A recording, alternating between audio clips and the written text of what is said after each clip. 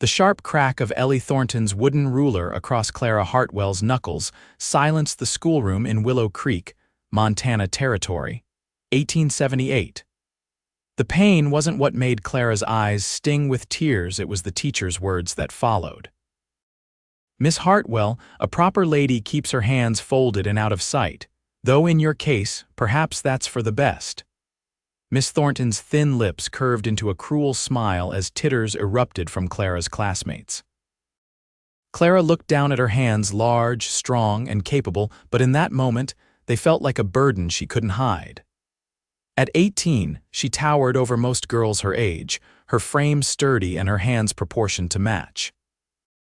Hands that could break a wild horse, mend a fence, or cradle a newborn lamb with equal skill, yet here, they only brought her shame. Class dismissed, Miss Thornton announced, and Clara was the first to grab her books, desperate to escape the stifling classroom. Outside, the Montana spring air carried the scent of sage and pine. Clara clutched her books against her chest, walking briskly past the general store where several boys from town loitered. "Hey, Clara," called Bobby Jenkins, the banker's son. "Need help carrying those books? Or could you just palm them like basketballs with those mitts of yours?" Laughter erupted, and Clara quickened her pace, eyes fixed on the dirt road ahead. She'd heard it all before: man hands, plow girl, Clara ham hands. Each insult had been carved into her heart over years of torment. "Leave her be," came a deep voice that made Clara pause despite herself. She turned to see Jackson Emerson dismounting from his chestnut stallion. At 24, Jackson was everything a frontier cowboy should be: tall and lean, with sun-weathered skin and eyes the color of a summer storm. He'd returned to Willow Creek just last year after making his fortune driving cattle up from Texas, purchasing the struggling Rocking E Ranch on the outskirts of town. "Mind your business, Emerson," Bobby spat, though he took a step back. Jackson merely fixed him with a steady gaze until Bobby and his friends skulked away. Clara stood frozen, clutching her books tighter. "You all right, Miss Hartwell?" Jackson asked, tipping his hat. "I don't need rescuing, Mr. Emerson," Clara replied, lifting her chin despite the heat creeping up her neck. A smile played at the corner of his mouth. "Never thought you did, just can't abide bullies is all," Clara nodded curtly. "Thank you then. Good day." She hurried away, aware of his eyes following her, until she turned the corner toward the modest homestead she shared with her father on the edge of town. Samuel Hartwell had raised Clara alone since her mother died giving birth to her. A quiet man who worked as the town's blacksmith, he'd taught Clara everything he knew: how to shoe a horse, how to mend tack, how to survive in a world that wasn't always kind. "That you, Clara?" her father called as she entered their small cabin. "Yes, Pa." She set down her books and moved to the stove, where a pot of stew simmered. Her father's arthritis had been worsening, making it harder for him to grip his tools. Without complaint, Clara had been taking on more of his work, her strong hands accomplishing what his no longer could. "Got a visitor earlier," Samuel said, settling into his chair by the fire. "Jackson Emerson. Says he needs a new set of shoes for his working horses and some repair work on his wagon wheels." Clara stirred the stew with more force than necessary, and he asked for you specifically. "Said he's heard you do fine work." Clara turned, surprised. "Me, not you." Samuel's weathered face creased into a smile. "Your reputation's growing, daughter. People talk about those skilled hands of yours." "They talk about my hands, all right," Clara muttered. "Folks who matter know their worth," Samuel replied firmly. "Jackson's offering good money, says to come out tomorrow if you're agreeable." Clara sighed. They needed the money. Her father's pain had been keeping him from working full days. "I'll go," she conceded, trying to ignore the flutter in her stomach at the thought of seeing Jackson Emerson again. The next morning dawned clear and bright. Clara dressed in her work clothes, sturdy trousers beneath a practical skirt, a plain shirt, and boots worn smooth from use. She pulled her honey-brown hair back in a simple braid and loaded her father's tools into their wagon. "Be back before sundown, Pa," she promised, kissing his cheek. The Rocking E Ranch sprawled across a beautiful valley 5 miles from town. A creek wound through meadows where cattle grazed, and tall pines provided shelter along the northern edge. As Clara approached, she saw Jackson working a young horse in the corral, moving with the animal in a silent conversation of trust and patience. He spotted her wagon and dismounted, tying the horse to the rail before striding toward her. His easy smile made something tighten in Clara's chest. "Miss Hartwell," he greeted. "Glad you could come, Mr. Emerson." She kept her voice businesslike. "Pa said you have horses that need shoeing." "4 of them and some wagon repairs," he gestured toward the barn. "But first, might I offer you some coffee? Cook just brewed a fresh pot." Clara hesitated. "I should get started, daylight's valuable." "Just coffee," he insisted, "and I want to discuss the work." Reluctantly, she followed him to the ranch house, a substantial 2-story structure built of solid timber. Inside, the main room was warm and inviting, with a large stone fireplace and sturdy, well-crafted furniture. A middle-aged woman with kind eyes introduced herself as Mrs. Cooper, the housekeeper, and poured them both coffee in blue enamel mugs. "Sugar," Jackson offered. Clara shook her head, wrapping her fingers around the mug before remembering her hands, those hands that had brought her so much ridicule. She quickly set the mug down, tucking her hands into her lap. Jackson noticed. His eyes followed the movement, then returned to her face. "Something wrong with the coffee?" "No," she said quickly. "It's fine." He studied her for a long moment, and Clara had the unsettling feeling he saw more than she wanted him to. "Those boys in town yesterday," he said finally.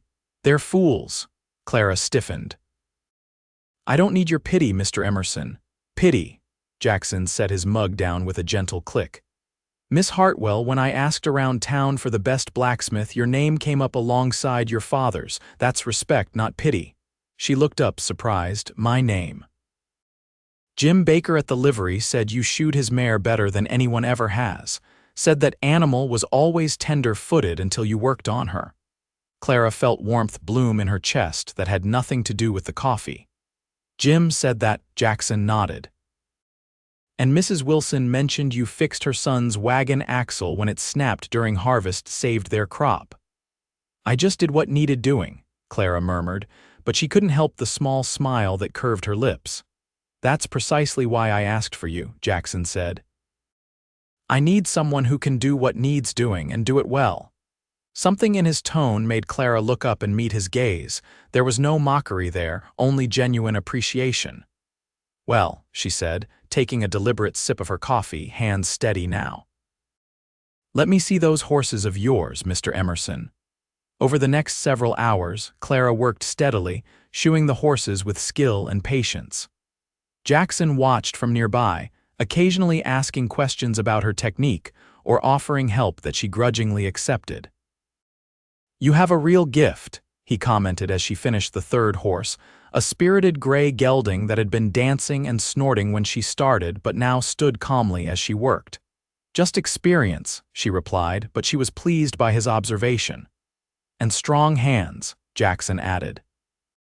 Clara tensed immediately, the familiar shame washing over her. "Steady, capable hands," he continued, seemingly unaware of her discomfort. "My grandfather always said you could tell a person's character by their hands. Soft hands, soft character, strong hands." He trailed off, meeting her eyes. "Strong spirit." Clara looked away, uncomfortable with his scrutiny and the strange warmth it kindled. "I should look at that wagon now."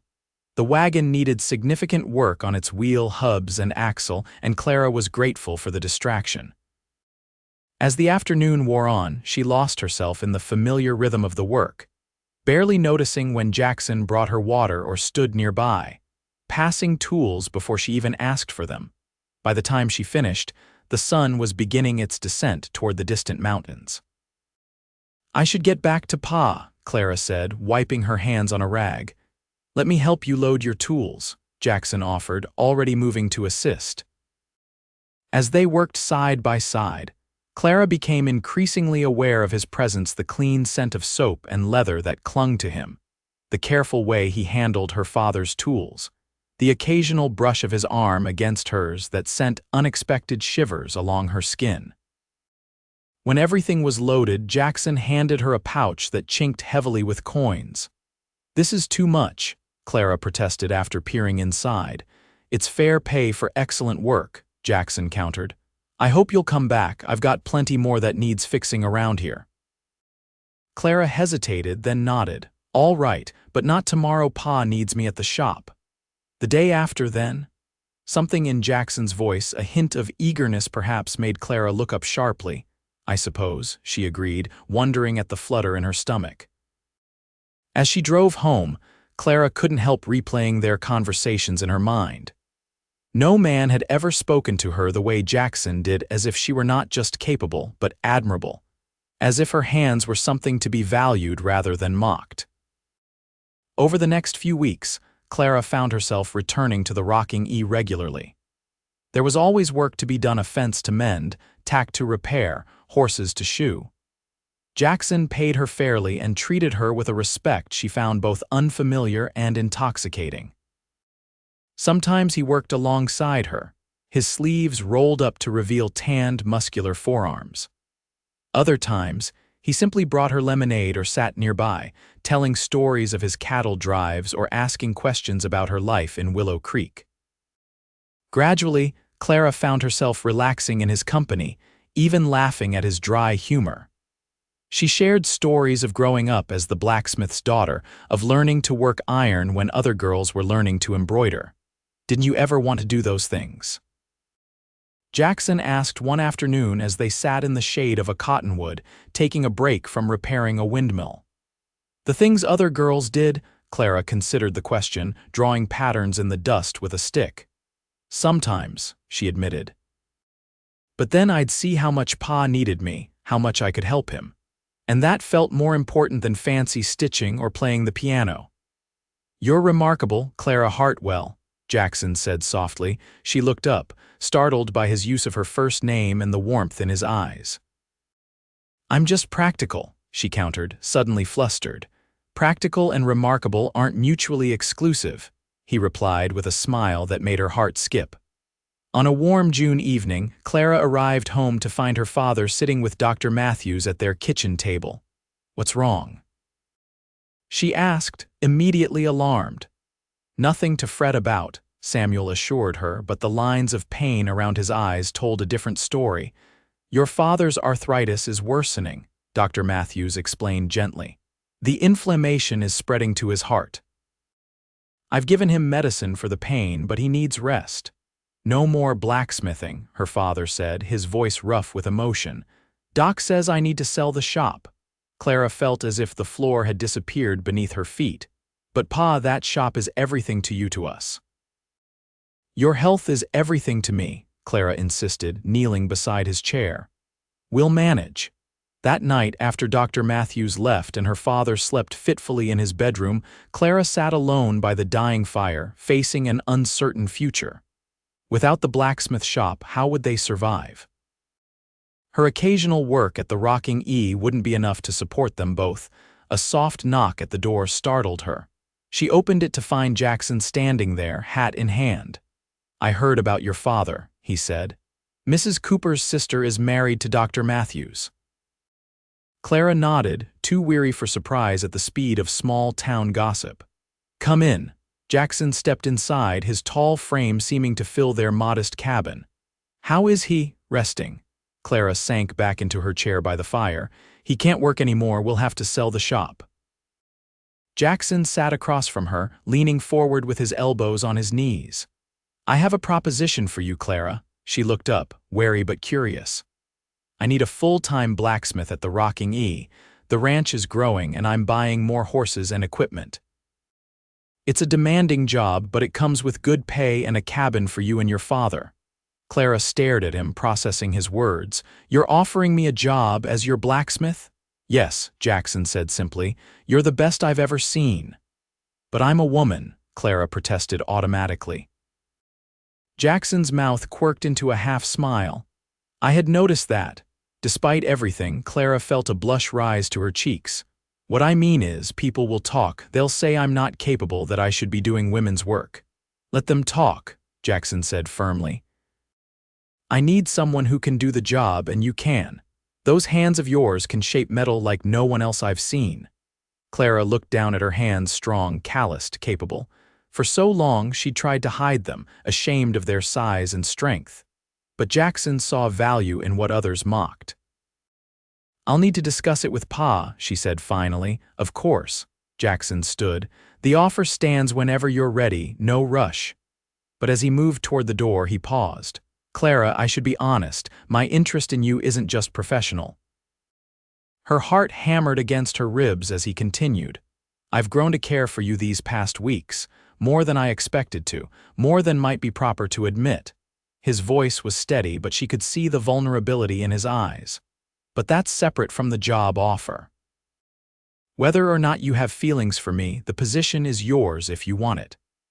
Before Clara could find her voice, he was gone, the soft click of the door the only evidence he'd been there at all. Samuel Hartwell, despite his pain, saw the turmoil in his daughter's eyes the next morning. What's troubling you, child? He asked over breakfast. Clara told him everything: Jackson's job offer, his confession, her confusion. Her father listened thoughtfully, then said, Do you care for him? I don't know, Clara admitted, though the fluttering in her stomach whenever she thought of Jackson suggested otherwise. But even if I did, what would people say? The blacksmith's daughter with her mannish hands reaching above her station. Samuel reached across the table to take her hand in his gnarled one. These hands, he said, tracing the calluses on her palm, are your mother's legacy. She had strong hands, 2 hands that could birth a foal or braid my hair with equal grace. Clara blinked in surprise. Ma had big hands. Beautiful hands, Samuel corrected. Capable hands, just like yours. Tears welled in Clara's eyes. I wish I'd known her. She'd be proud of you, Samuel said firmly, and she'd tell you to follow your heart, not the wagging tongues of this town. The next day, Clara rode out to the rocking E alone. She found Jackson in the barn, brushing down his stallion. Mr. Emerson, she called softly. He turned, surprise and pleasure crossing his face. Miss Hartwell. I've come about your offer, Clara said, clasping her hands tightly in front of her. Pa and I would like to accept. Jackson's smile could have lit the darkest night. I'm glad to hear it. But, Clara continued, taking a deep breath, I need to understand something first. Anything, Jackson promised, setting down the brush and giving her his full attention. You said you care for me, Clara said, heart pounding. I need to know why. Is it pity, kindness, or something else? Jackson took a step closer, then another, until he stood just an arm's length away. It's admiration, Clara, respect, and yes, something more. His voice dropped lower. When I watch you work, when I see the strength and skill in your hands, the determination in your eyes, I can't look away. You're the most extraordinary woman I've ever known. Clara's breath caught. People will talk. They'll say you could do better than a blacksmith's daughter with hands too big for a proper lady. Jackson closed the distance between them, taking her hands in his. His touch was gentle but sure, his calloused palms rough against hers. These hands, he said, his voice rough with emotion, hold more grace and skill than any gloved society woman could dream of. These hands can bend iron to your will, soothe a frightened horse, and still be gentle enough to tend a wound. He brought her right hand to his lips, pressing a kiss against her palm that sent shivers through her entire body. These hands hold me, Clara, in ways you don't even realize. Jackson, she whispered, his name unfamiliar but perfect on her tongue. I love you, Clara Hartwell, he said simply. I love your strength, your kindness, your determination. I love your hands and everything they represent about you. Clara felt tears spring to her eyes, but for once they weren't tears of shame or frustration. I think I love you too, she admitted, the words both frightening and freeing. But I'm afraid of what people will say. Jackson's hands tightened around hers. She nodded. All my life I've been made to feel wrong, too big, too strong, too different. You're perfect, Jackson insisted, and anyone who can't see that isn't worth your concern. Standing there in the golden light of the barn, Clara felt something inside her unfurl, a hope she'd never allowed herself to nurture. Perhaps Jackson was right. Perhaps she wasn't wrong. Perhaps she'd simply been surrounded by people who couldn't appreciate her unique strengths. "Will you come to the dance with me this Saturday?" Jackson asked. As my guest, the town dance was the social event of the summer where couples courted under the watchful eyes of the entire community. To attend with Jackson would be a declaration of sorts. Clara hesitated only briefly before nodding. "Yes," she said, her voice stronger than she expected. "I will." The days leading up to the dance passed in a flurry of activity. Clara and her father moved their belongings to the comfortable cabin on the rocking E, which proved to be larger and sturdier than their old home. Samuel settled in with surprising ease, finding pleasure in sitting on the porch and offering occasional advice to the ranch hands who sought his wisdom. Clara established her new blacksmith shop in the ranch's large barn, organizing her father's tools alongside the new ones Jackson purchased for her. The work was plentiful but satisfying, and for the first time in her life, she felt her skills were truly valued. On Saturday evening, Clara stood in front of the small mirror in her bedroom, hardly recognizing the woman who gazed back at her.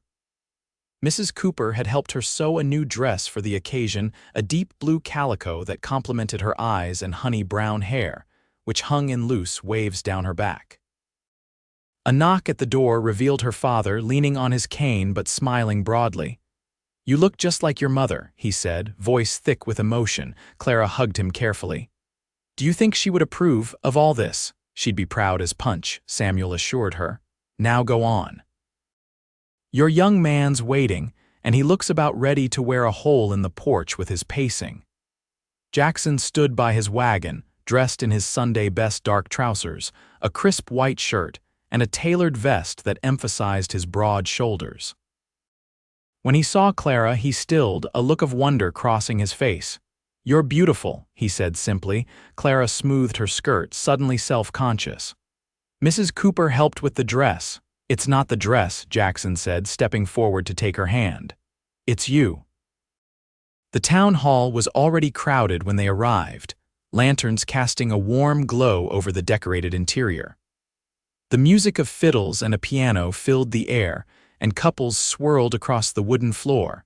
As Jackson helped Clara down from the wagon, she felt the weight of eyes upon them. Whispers followed their entrance, and Clara fought the urge to hide her hands in the folds of her skirt. "Chin up," Jackson murmured, placing her hand in the crook of his arm.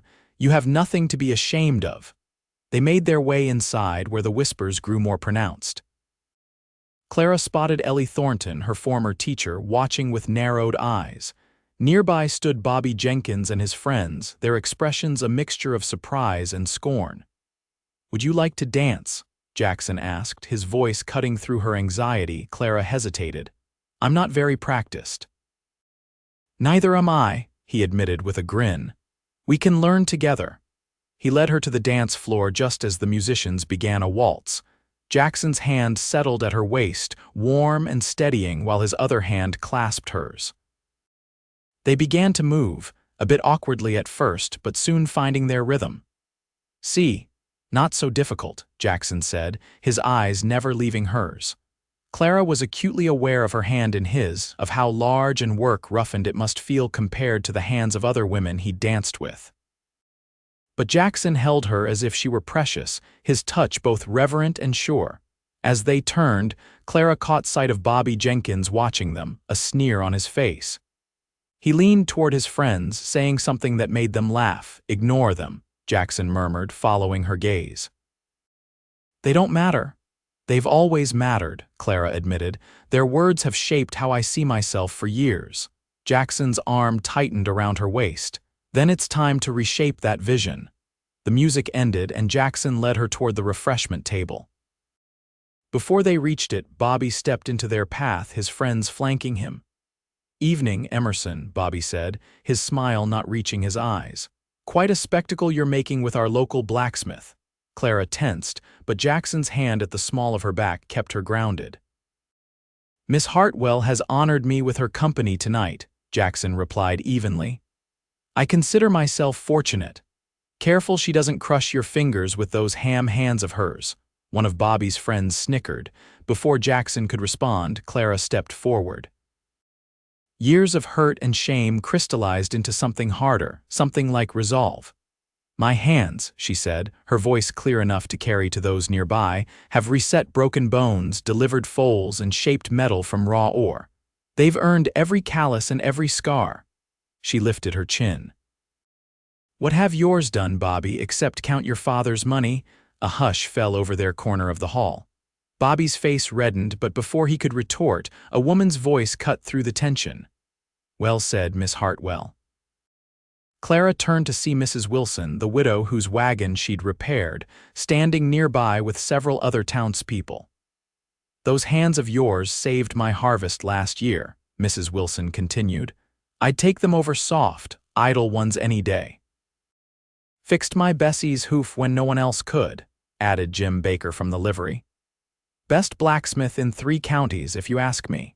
One by one, others joined in townspeople whose horses she'd shoed, whose wagons she'd mended, whose livelihoods she'd helped secure with her skilled hands. Bobby and his friends slunk away, leaving Clara stunned by the unexpected support. "See," Jackson said softly for her ears alone, "I'm not the only one who values you." Clara blinked back tears, overwhelmed by the moment. "I never knew." "Sometimes we're the last to see our own worth," Jackson replied, taking her hand again. "But that doesn't diminish it."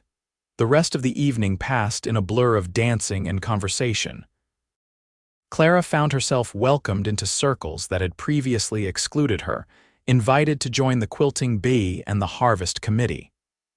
It was as if by standing tall in her own skin, she'd finally become visible not as an oddity, but as a valued member of the community. As the evening drew to a close, Jackson drove them back to the ranch under a canopy of stars. The summer air was sweet with the scent of wildflowers and sage, and a comfortable silence settled between them.